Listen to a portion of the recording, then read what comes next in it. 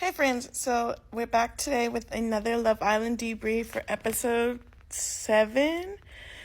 And last season I was watching it at the 6 o'clock time, but I have since moved across the country, so now I am in the 9 p.m. time zone. And I'm so sorry, but these late night episodes are kicking my butt. I be having things to do and other things to watch, so I haven't been able to really watch it every day.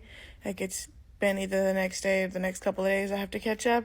So, but hopefully now that life is kind of chilled out for the next couple of weeks, I can really lock in and do the episode and the debrief on the same day instead of the next morning. But anyways, back to episode 7. Why is Amaya crying? Like, a lot. Like, all the time. I don't really understand what she lost me, and then she had me, and then she lost me. She had me when she was saying, like, this conversation didn't need to happen right now. Like, nobody's thinking we're married up. Like, the recoupling was literally 5 minutes ago. So I get the frustration, the initial reaction of, like, bro, you're raining on my parade. Like, can I just have a good night, and then we can talk about this tomorrow? Especially when it's not even, like, a bad conversation, but it's not but it is a serious conversation that we really don't need to have right this second. Like, it's not like I'm going to get confused between now and tomorrow morning.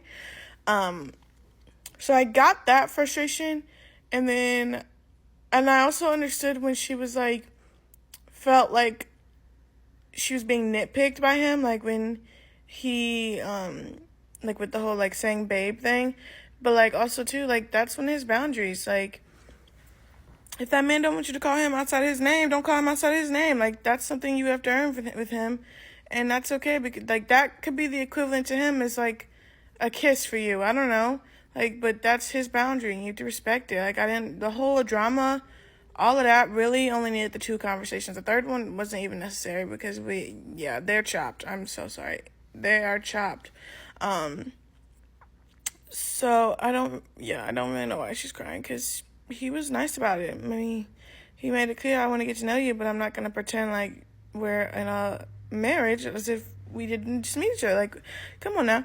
But I think it definitely, the underlying issue is that it'd be different if, like, this was just the surface level of, like, what he was saying, but there's the underlying that we already know he has another connection in the villa. Like, it'd be different if he's saying, like, hypothetically, when more people come in, like, we want to explore. But when you know that there's actively someone in the house that he likes, that adds that additional, like, oh, you're trying to be a player, like, you don't want me to get too caught up because you are trying to do something with that person over there.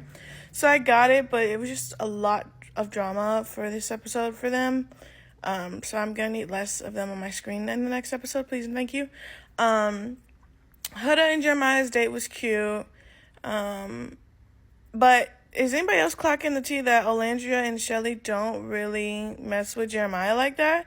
Like, their reaction when Huda came back and was telling her date, and she was like talking about real world life, and all there was like, oh yeah, and then they're like, oh, like, you can tell they don't like him, but they're just trying to keep it cute and not burst her bubble.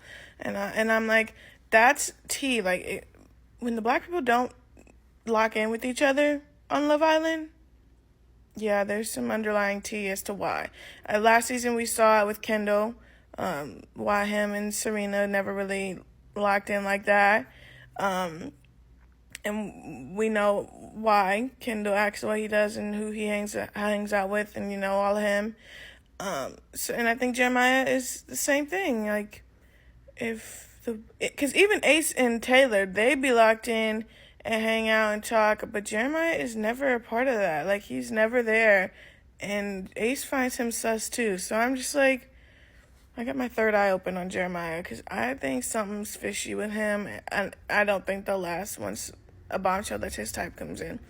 And then also, while I'm on there as a couple, not Huda trying to have the closed off conversation. Closed off? We are literally just finishing week 1. What are we talking about right now? Closed off. Like, girl, for you to be the mom of the group, you're not moving very, like, safe in the sense of, like, really trying to test the waters and see if this person is someone you want to bring into your home with your child. Like, you just look like you dove headfirst in, like you're Kaylor, essentially. And Yeah. Also, I was a little confused by Austin's anger about the whole Shelly and Ace thing. I get like being annoyed because like you want Shelly for yourself when Shelly is occupying somebody else at the moment. And then when like the more he was talking, it seems like it's coming from a place of like he doesn't like the way Ace doesn't own up to what he wants, because like he said it very well, Ace wants Shelly to chase him and she's not the type of girl to chase nobody, and so that's going to leave them at an impasse and leave whoever they're coupled up with in the middle, aka Austin and Amaya. So I get the frustration, but I did feel like it was a little over the top, especially because you just admitted you made out with Amaya last night. Like, be so for real. It's not like you're all 100% loved up on Shelly either. Like, you exploring things. um but yeah, his anger did like throw me for a loop, and I'm like, ooh, check that. Um, Not Nick getting caught up after Bella goes home. Like, you had one job. All you had to do was tell Sierra. That's all you had to do. But if there's one thing a girl gonna do is ignore a red flag, especially on Love Island. So I'm not even surprised there.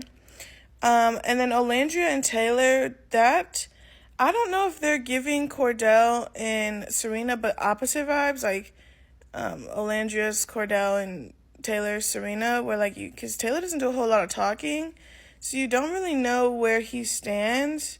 So I did kind of feel like this episode, like Olandria was like pulling teeth with him, like trying to get him to like engage with her and like see if there's something else there, which they did have a couple kisses and stuff, and so in the photo booth and in their chat, so hopefully things start to progress a little bit more for them, and they can have their happy ending too, because I would love that for them.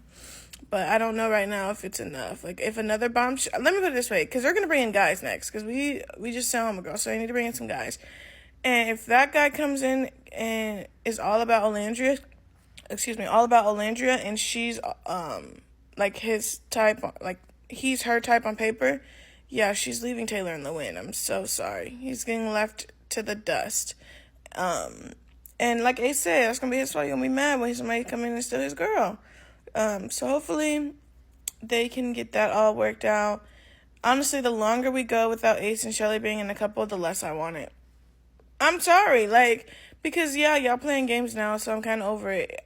Honestly, I don't want her with Austin, so I do need some bombshells to come in. But I don't really care for Ace and Shelly at this point, I'm not gonna lie.